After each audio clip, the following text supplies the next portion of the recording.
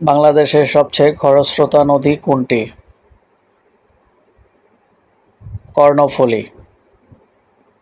বাংলাদেশের কোন নদীতে বাঁধ দিয়ে বিদ্যুৎ উৎপন্ন করা হয়? কর্ণফুলী। সিলেট কোন নদীর তীরে অবস্থিত? সুরমা। রাজশাহী কোন নদীর তীরে অবস্থিত?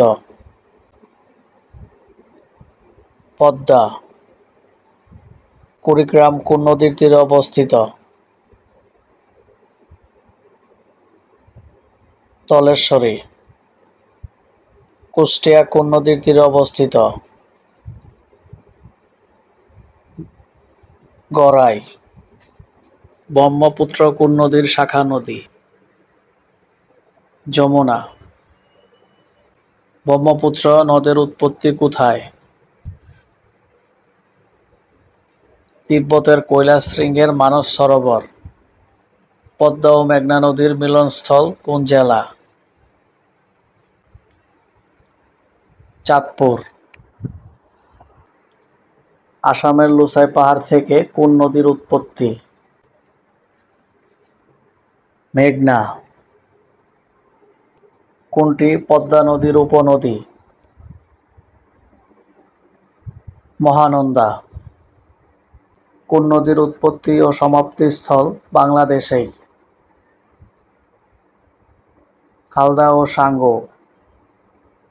বরিশাল কোন নদীর তীরে অবস্থিত? কীর্তনখোলা।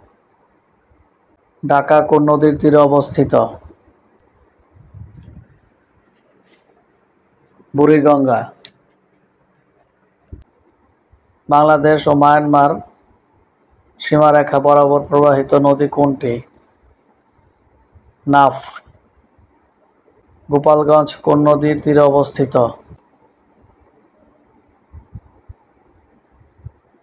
মধুমতি। রংপুর কোন নদীর তীরে অবস্থিত? তিস্তা। যশোর কোন নদীর তীরে অবস্থিত? কপোতাক্ষ। সুন্দরবনে বাংলাদেশ ও ভারতের সীমা নির্ধারণকারী নদী কোনটি? হারিয়াবাঙ্গা। কোন নদীতে জোয়ার ভাটা হয় না? গোমতী। বাংলাদেশের নদীগুলোর মধ্যে সবচেয়ে দীর্ঘ পথ অতিক্রম করেছে কোনটি? ব্রহ্মপুত্র নদ।